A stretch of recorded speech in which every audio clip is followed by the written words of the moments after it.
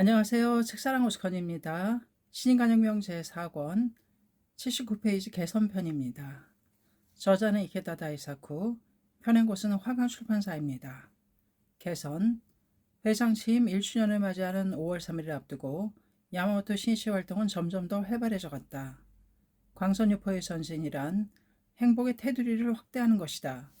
그리고 그 행복이란 인간의 흉중에 그 어떠한 것에도 무너지지 않는 생명의 보탑을 확립하는 것이다.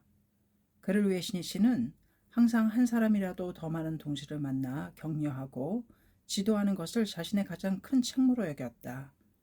도다 조세이의 4주기 법요가 거행되고 다음날 4월 3일 신씨는 조에스 방면의 지도를 위해 출발했다. 이날은 다카사키 지부의 결성대회에 참석하기로 되어 있었다. 오후 다카사키역에 도착한 신씨는 동행 간부와 함께 다카사키 지부 부임부장이 된 야나이 노부코의 집을 방문했다. 야나이 노부코의 남편 야나이 고시는 주물 공장을 운영하고 있었는데 10개월 전 교통사고로 타계했다. 신이치는 그 남편의 추선 근행을 하기 위해 야나이의 집을 방문한 것이다. 한 해 전인 1960년 3월 일반 강의와 반다메를 위해 다카사키를 방문했을 때 야나이 고지를 비롯한 그 지방 대표들과 간담했던 일이 신씨에게 그립게 되살아났다. 그때 그 자리에서 신씨는 야나이 부부에게 새 아들과 딸 하나가 있다는 말을 듣고 고지에게 물었다. 아이들을 어떻게 키우시겠습니까? 예, 의대에 다니고 있는 큰아들은 의사가 되었으면 하고 둘째 아들에게는 가업을 물려주고 셋째는 학자로 키우려고 합니다. 딸은 결혼해서 행복하게 살았으면 합니다. 시인치는 웃음을 띠며 말했다. 참으로 인간적인 말씀입니다. 내가 이렇게 물으면 대부분은 광선유포의 인재를 키우겠습니다. 라고 대답합니다. 야나이 씨는 정직하군요. 고지에 대한 다카사키 동지들의 신뢰는 두터웠다.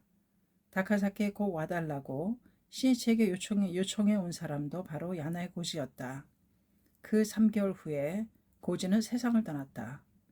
지금 주물 공장은 남편을 대신해서 아내 노부코가 꾸려가고 있었다. 시니치는 야나이의 집에서 추선 근행을 마친 후 노부코에게 말했다. 사업을 떠맡은 데다가 지부 부장 활동까지 하려면 무척 힘들겠군요. 그러나 중심자가 어려움 속에서 분발하고 있기 때문에 누구나 공감할 수 있는 것이고 지도에서도 설득력이 나오는 것입니다. 또 그렇게 열심히 살아가는 모습이 동지들에게 용기를 주고 희망을 줄 수 있습니다. 지금이 바로 자신의 인간혁명을 해야 하는 가장 중요한 때입니다. 야나이 노부코는 남편을 잃은 후 사업가 가사 그리고 학회 활동에 전력을 기울여 왔을 것이다. 그러나 그 때문인지 복장 등의 차림새에 약간 무관심해진 듯했다. 야마모토 신씨는 야나이에게 타이르듯 말했다. 남편을 대신해서 해야 할 일도 있고 무척 바쁘겠지만 부인으로서 옷차림에 신경을 쓰는 것도 중요합니다. 외양에는 개의치 않고 분발하는 모습에 사람들은 무척 힘들겠구나 라고는 생각하지만 나도 저 사람처럼 되고 싶다고는 생각하지 않는 법입니다. 사치스럽게 치장할 필요는 없지만 마음뿐 아니라 모습까지도 아름답게 꾸미는 연구를 잊지 말도록 하십시오. 아이들에게도 어머니가 항상 젊고 아름답다는 것은 기쁜 일이며 또한 어머니를 더한층 자랑스럽게 여길 것입니다. 주위 사람들이 볼 때도 저토록 힘든 처지인데 산뜻하고 센스도 좋구나 하고 여길 수 있는 사람이 되는 것입니다. 야나이가 전혀 깨닫지 못했던 일이었을 것이다. 야나이는 신씨의 세심한 비려에 마음이 훈훈해지는 것을 느꼈다. 신씨 일행은 그 후 차를 타고 결성대회 장소로 향했다. 차에서 내리자 늠름한 청년들의 웃는 얼굴이 그를 에워쌌다. 그 중에는 낯익은 멤버도 몇 명 있었다. 신씨가 1년 전 다카사키를 방문했을 때 젊은 중견 간부로서 회장의 정리 담당을 했던 남자 부원들이었다. 그때 신이치는 짧은 시간이었지만 회장 앞에서 임원 청년들과 이야기를 나누었다. 그날 20명 정도의 멤버가 있었는데 신사복을 입고 있는 사람은 몇 사람 되지 않았다. 대개는 점퍼 차림이었으며 신사복을 입었다 해도 신발은 운동화를 신은 멤버도 있었다. 직장도 마을의 작은 공장에서 근무하는 멤버가 많았으며 모두들 매우 어려운 생활을 하는 듯했다. 그러나 그들은 광선유포의 사명을 장악하는 법을 위해, 타인을 위해, 사회를 위해 싸우는 긍지에 불타며 활기에 차 있었다. 신이치는 그 다기진 모습에 감동했다. 예전에 나는 가난하고 병약하여 인생이란 무엇인가 고뇌하였습니다. 그러나 신심의 눈뜨면서 모든 것을 극복해왔습니다. 여러분의 미래에도 틀림없이 무한한 영광이 기다리고 있습니다. 어디까지나 끝까지 신심을 관철하여 유유히 고난을 헤쳐나가 직장의 제1인자로서 가슴을 활짝 펼 수 있는 신뢰받는 청년이 되어주십시오. 청년에게 중요한 것은 어떠한 상황, 어떤 경우에 처하더라도 자신을 비하하지 않는다는 것입니다. 무슨 일이 있더라도 즐겁게 자신의 무한한 가능성을 열어가는 것이 신심이기 때문입니다. 만약 자신 따위는 쓸모없는 인간이라고 생각한다면 그 순간부터 자신의 가능성을 스스로 꺾어버리게 됩니다. 미래를 어떻게 열어갈 것인가 하는 열쇠는 모두 다 현재 자신의 일념에 있는 것입니다. 지금 의욕을 가지고 살아가는가, 그렇지 않은가입니다. 오늘은 여러분의 새로운 출발을 위해 미래에 대한 결의를 담아 청춘 시절에 지은 나의 시를 선사하고자 합니다. 시인치는 이렇게 말하고 자신의 시를 피로했다. 희망에 불타 노도를 향하여 비록 가난한 몸이지만 남이 비웃든 조롱하든 참으며 이제 두고 보아라. 우선 일하라 젊음이 있는 한 그 중에는 깔보는 자도 있을 것이다. 그래도 빙긋 웃으며 마음을 불태워 강하고 바르게 나의 길을 가라. 고난의 길을 유유히 밝게 미소 지으며 대공을 우러러보라. 미래의 희망봉이 보이는구나. 나는 나아가리라. 또 오늘도. 시인치는 청년들에게 시선을 향하며 말했다. 서투른 시이지만 내 젊은 시절의 마음입니다. 여러분도 나와 같은 생각으로 아무리 힘들고 괴로운 일이 있더라도 결코 지지 말고 대지도자가 되기 위해 끝까지 당당하게 살아가 주십시오. 나는 여러분이 청년 시절을 승리로 장식하기를 진심으로 기원하고 있습니다.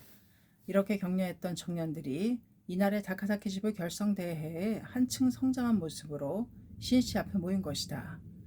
청년의 성장이야말로 시니치의 가장 큰 희망이며 최고의 기쁨이었다. 시니치는 이날의 지부 결성대회에서 학회에 대한 비판의 대다수가 무인식에서 비롯된 것이므로 학회의 진실을 끈기 있게 용감히 끝까지 호소해가는 것이 중요하다고 이야기했다.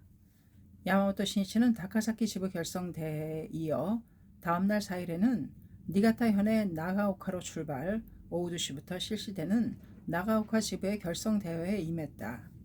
조에스 방면의 지도를 마치고 6일에는 총 본산으로 가서 무시바라이 대법회와 대방의 기공식에 참석, 8일에는 다치가와와 기타타마 2개 지부 합동 결성대회에 참석했다.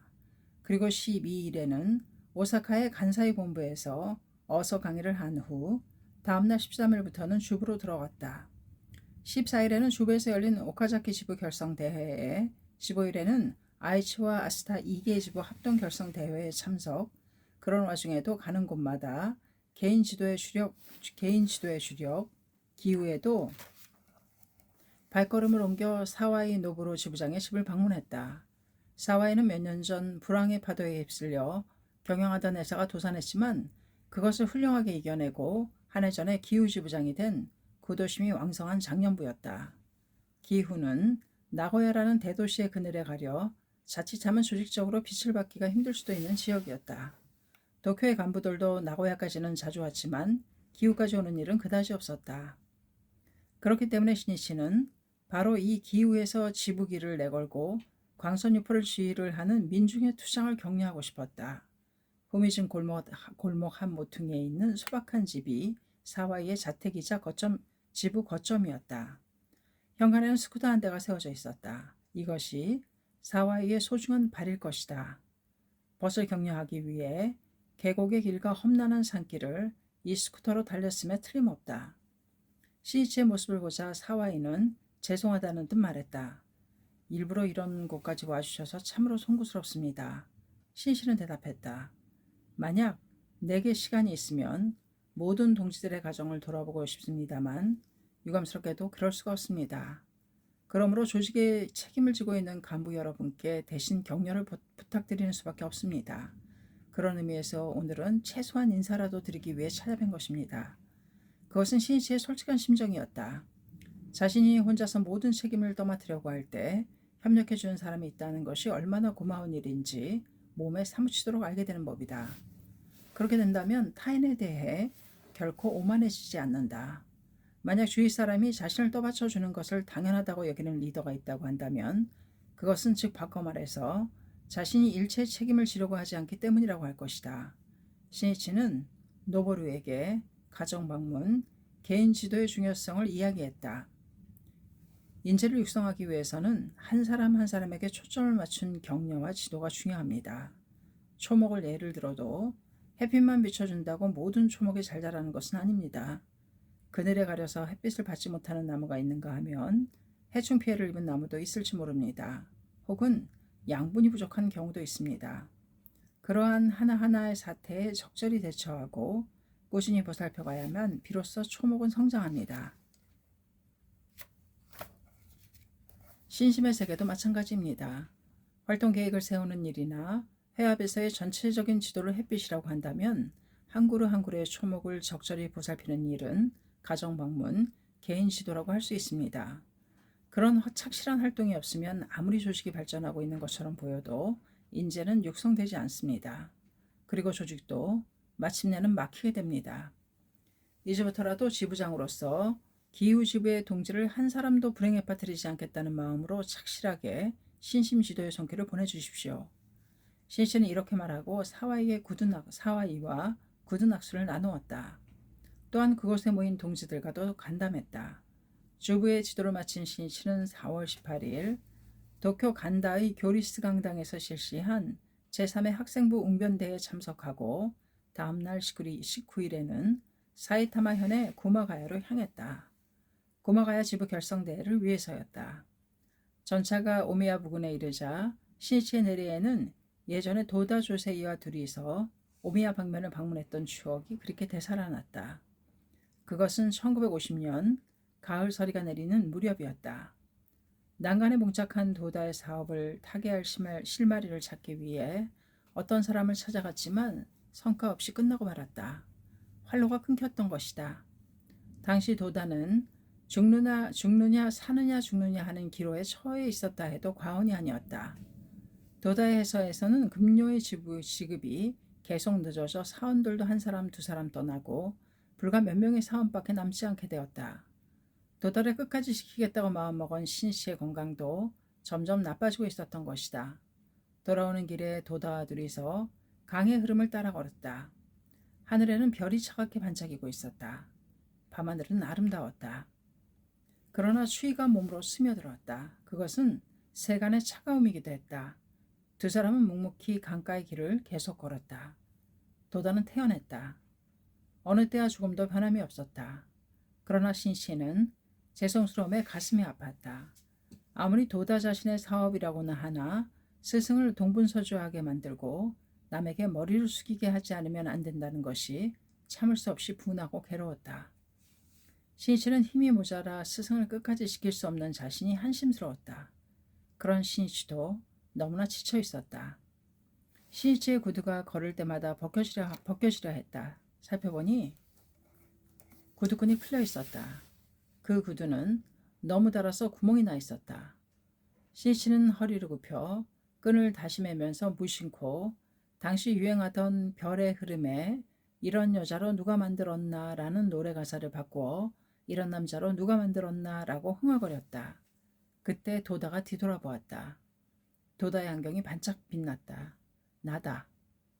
이렇게 말하고 도다는 환하게 웃었다. 내일 어떻게 될지 모르는 고경의 한복판에 있으면서도 유연하게 웃으며 나의 책임이다 라고 말하는 도다의 대확신에 넘친 솔직한 말에 신이치는 가슴이 뜨거워졌다. 신이치는 생각했다. 스승의 확신은 언제나 진실을 말한다. 그렇다면 제자도 진실로 응하지 않으면 안 된다. 그것은 고투의 시절이었지만 사제의 길을 걷는 하루하루는 황금빛으로 가득 차 있었다. 그로부터 10여 년의 세월이 흘렀다. 신이치는 구마가야 지부의 결성대회에서 그때 체험을 떠올리며 인생의 승부란 일시적인 흥망이 아닌 10년, 20년 혹은 일생이라는 흐름 속에서 명확하게 되는 것임을 말하고 생명력의 중요성을 이야기했다.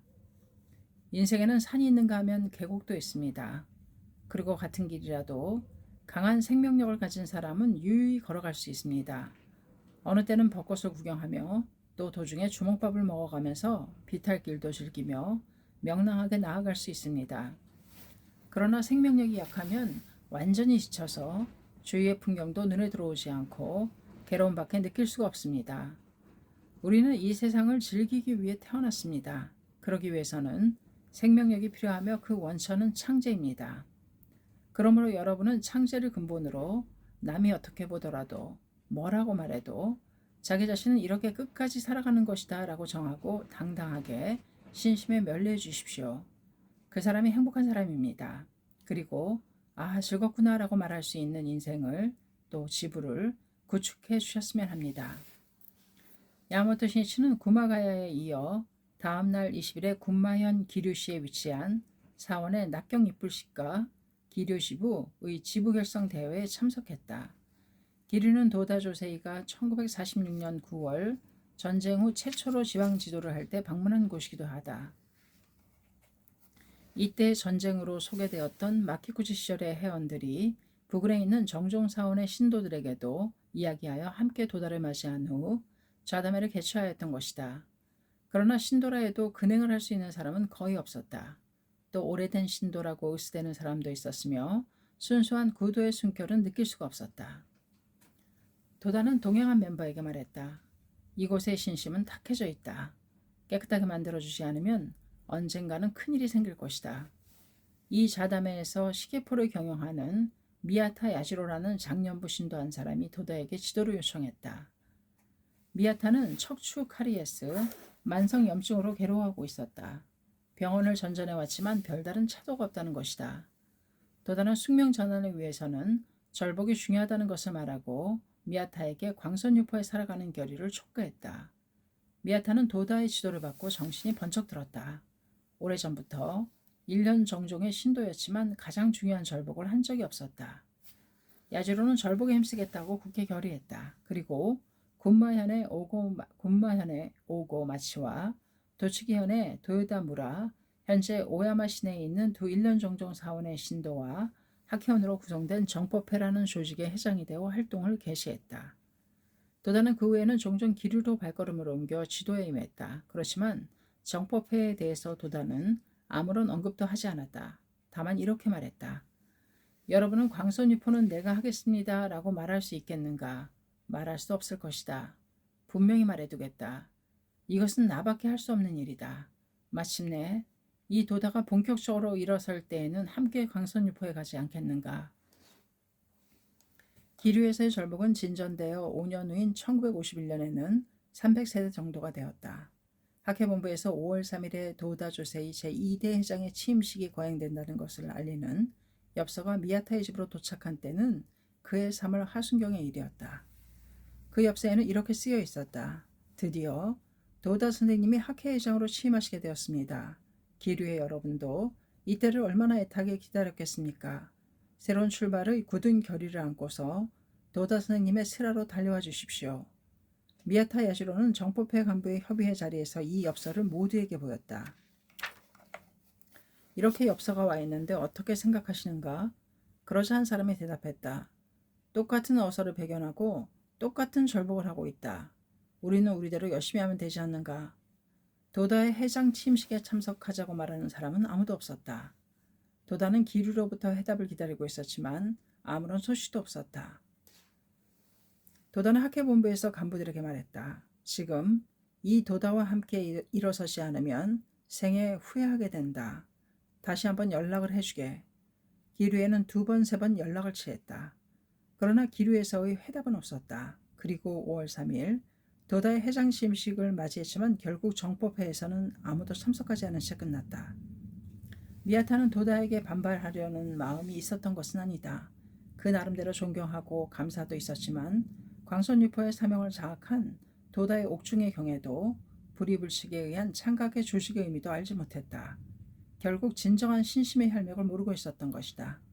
정법회의 멤버들에게는 우리 조직도 발전하였으므로 학회와 똑같은 일을 할 수 있다. 굳이 학회에 들어가 도다에게 지도를 받을 필요는 조금도 없다는 교만함이 생겼던 것이다. 그러나 마침내 그 정법회에 금이 가기 시작했다. 서로 사이가 틀어지기 시작한 것이다.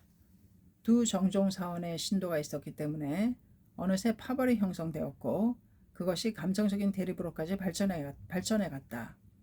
회합은 함께 했지만 회합이 끝나면 서로 욕하고 뒤에서 서로의 발목을 잡아당겼다.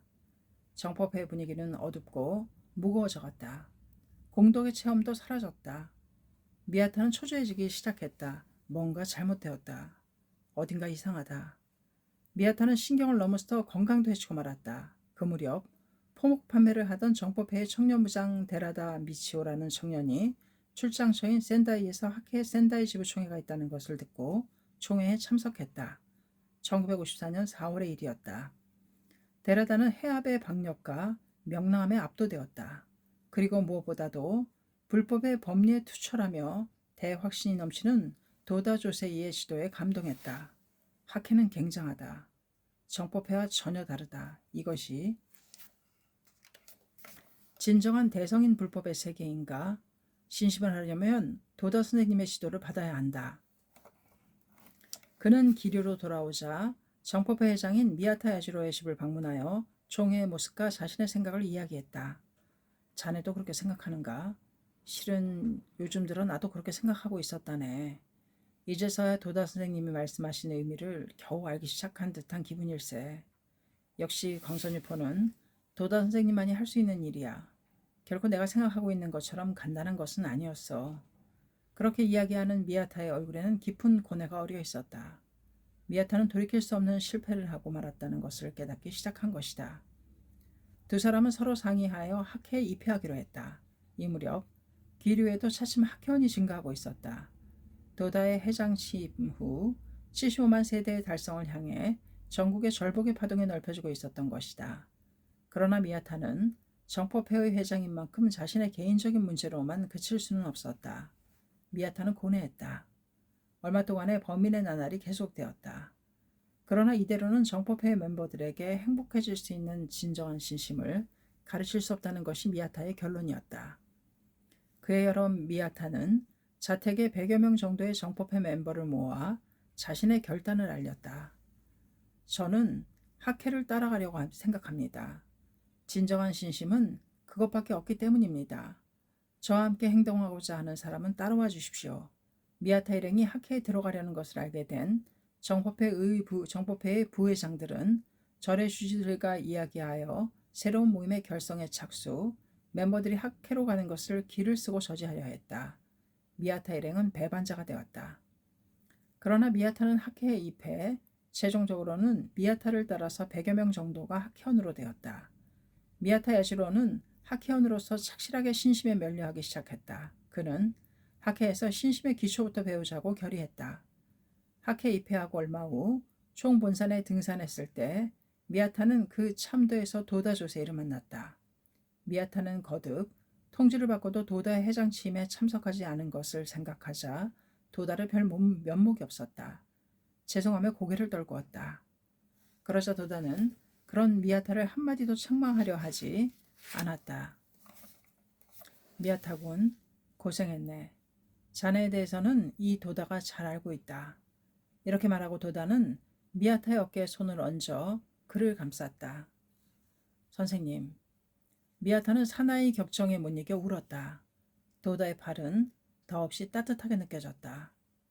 그로부터 미야타는 묵묵히 신심에 면려했다. 학회를 깊이 알게 되면서 미야타는 나날이 그 불가사의함을 실감해갔다. 그리고 전쟁 중 군부 정부의 탄압을 두려워한 종문이 방법의 소굴로 화해가는 가운데 초대회장 마키쿠시스네 사브로가 정법 정의를 지키다 순교했다는 사실의 중대함을 절실히 느끼기 시작했다. 또 그 제자인 도다가 옥중에서 법화경을 신독하고 지용보살의 사명을 깨달아 오롯이 홀로 광선유포에 일어섰다는 사실의 위대함에 깊은 감동을 받았다. 미야타는 창각해야말로 니치렌 대성인의 신심의 혈맥을 계승하는 유일한 불이불식의 단체임을 생명으로 느껴갔다. 또한 도다의 옥중오달에서 나오는 불석 신명의 실천과 대확신이 학회 정신의 기축으로 되게 있기 때문에 금강불개의 단결이 있다는 것도 깨달았다. 또 그런 도다가 있기에 비로소 광선유포가 성취될 수 있다는 것을 확신했던 것이다.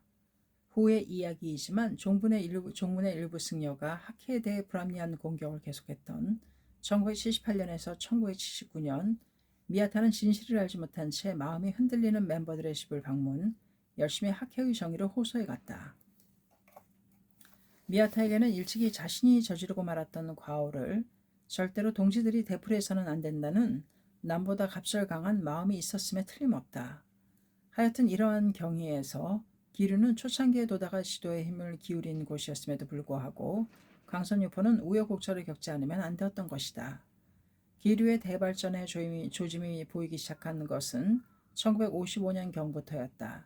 그리고 마침내 이날 대망하던 기류 지부가 탄생한 것이다. 기류 결성대회는 20일 오후 5시 반부터 기류 시내의 산업문화회관에서 개최하기로 예정되어 있었다.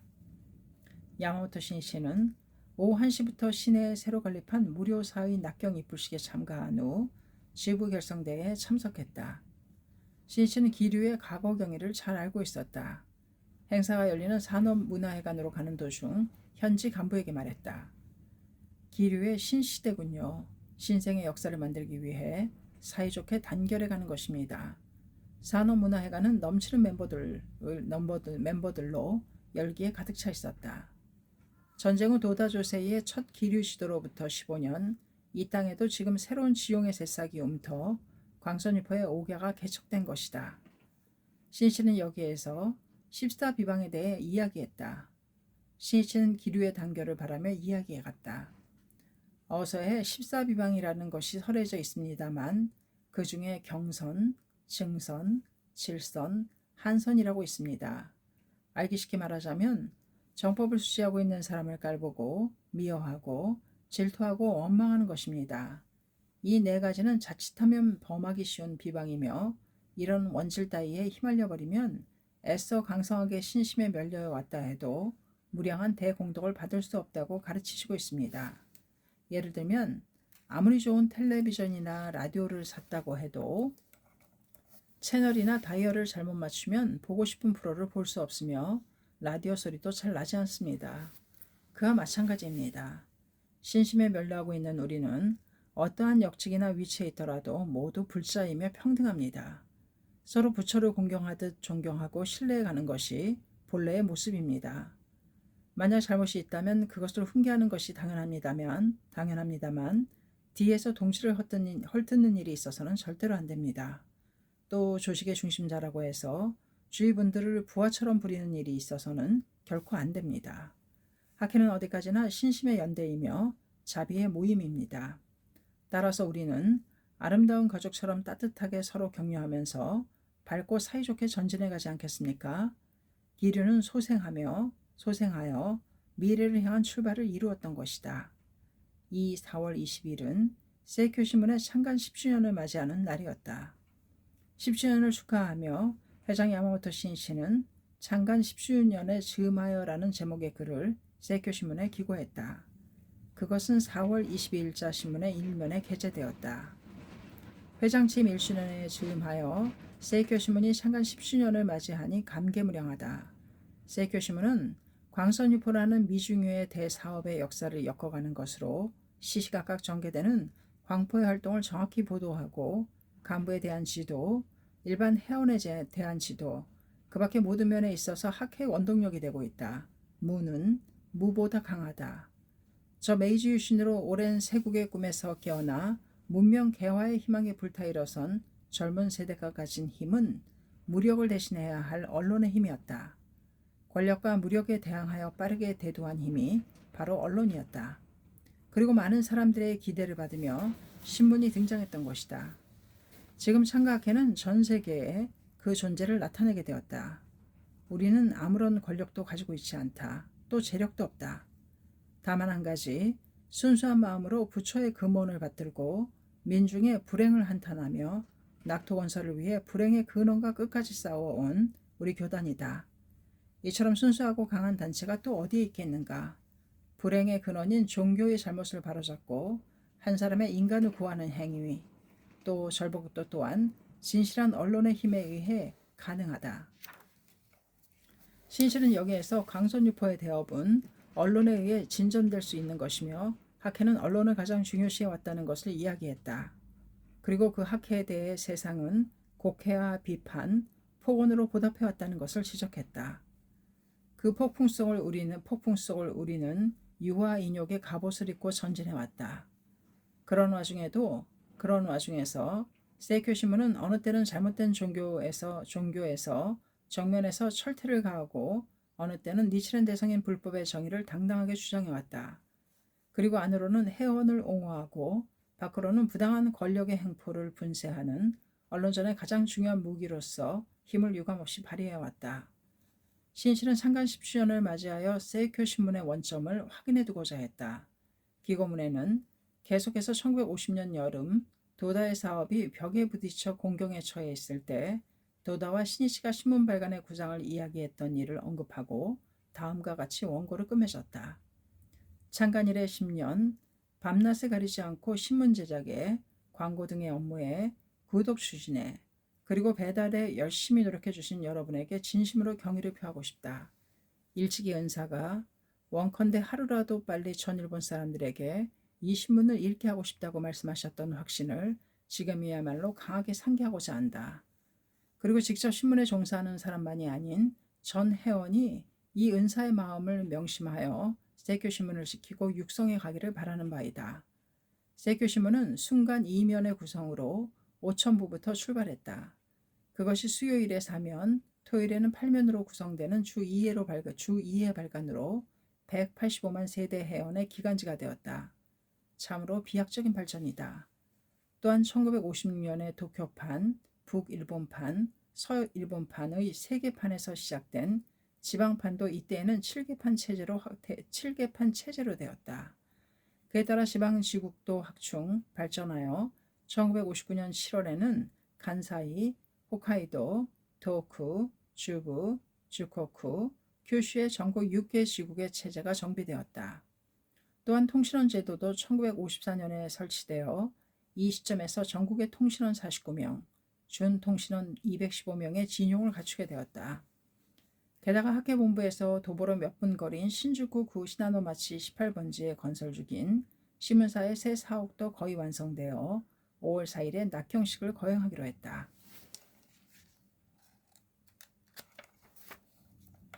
새 사옥은 지상 3층, 지하 1층의 철근 콘크리트 구조로 당시 학계 건물 중에서는 가장 뛰어난 설비를 갖춘 건축물이라고 할 수 있었다. 신문이 창간된 직후에는 도쿄 이치가야에 있는 어느 빌딩의 좁은 방에 편집실이 있었는데 그 편집부에는 구식 카메라만 한 대 있었을 뿐이었다. 어느 날 편집부원 한 사람이 도다 조세이에게 좀 더 좋은 고성능 카메라를 구입해달라고 요청했다. 그러자 도다는 웃으면서 말했다. 고성능 카메라로 좋은 사진을 찍는 것은 누구나 할 수 있다. 값싼 구식 카메라로 훌륭한 사진을 찍는 것에 카메라맨의 진가가 있는 것이다. 도다는 가능하다면 훌륭한 카메라를 몇 대라도 사주고 싶었다. 그러나 당시 학회에는 그럴 만한 여유가 전혀 없었다. 세이쿄 신문의 발전은 실로 격세지감이라고 할 수 있었다. 야마모토 신씨는 기류지교의 결성대회에 이어 주코쿠 지도로 향했다. 4월 22일에는 오카야마의 주코쿠 본부에서 실시되는 지구 부회장에 참석하고 다음날 23일에는 시마네 현의 마스에로 갔다. 이날 실시되는 마스에 지부의 결성대회에 참석하기 위해서였다. 마스에를 처음으로 방문하게 된 신씨는 역으로 마중 나와준 하마다 겐스케 지부장의 얼굴을 보자 웃는 얼굴로 이야기했다. 드디어 마스에에 왔습니다. 자, 이제 새로운 출발입니다. 네, 감사합니다. 풍채가 좋은 하마다가 긴장한 얼굴로 대답했다.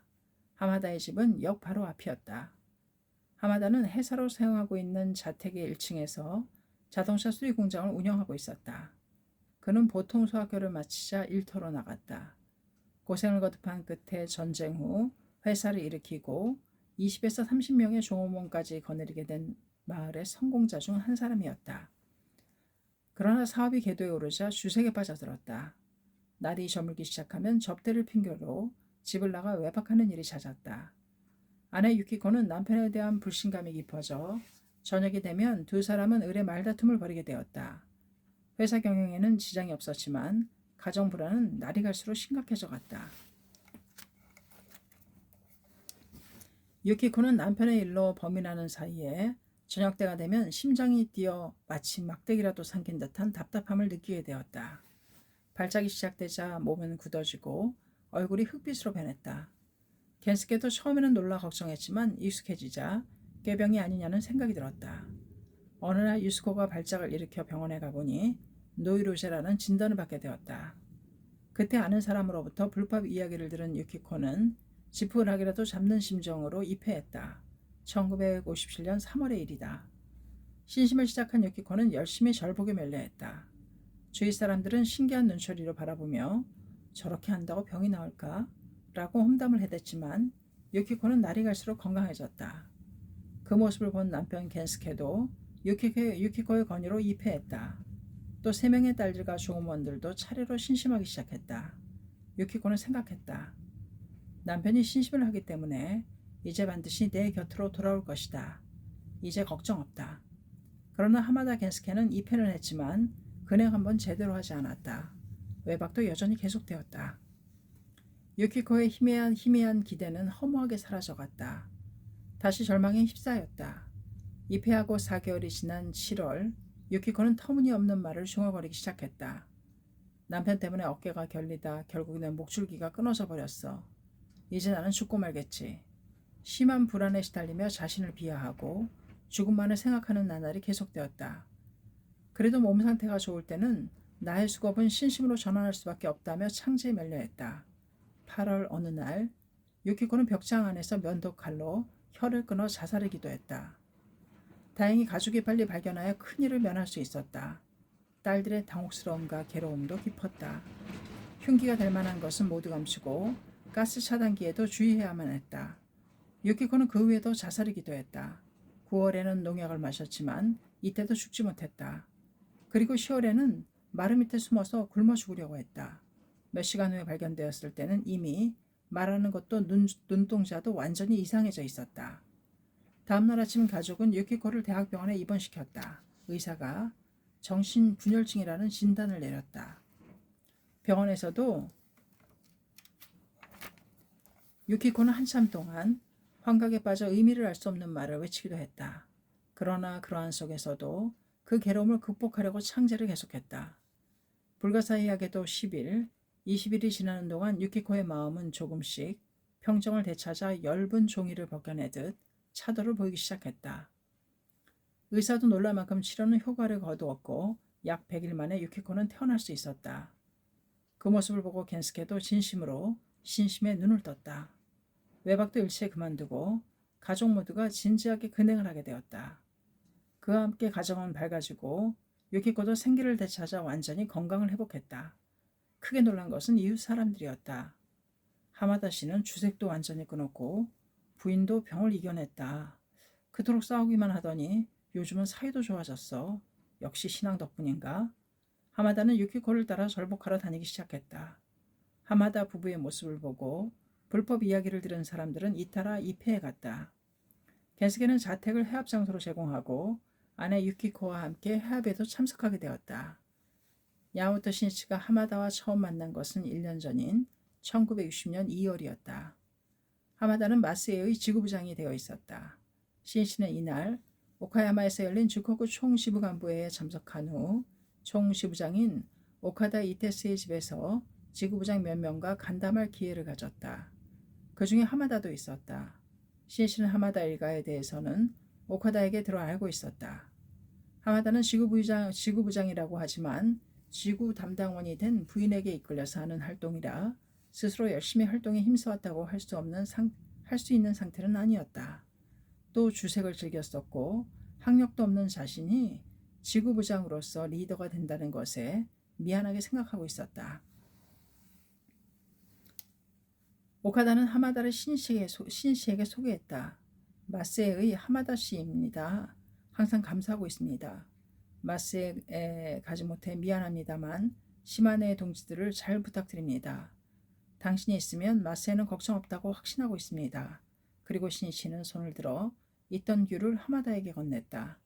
조금 전에 사온 것입니다. 어서 드세요. 그런데 하마다 씨는 나이가 어떻게 되십니까?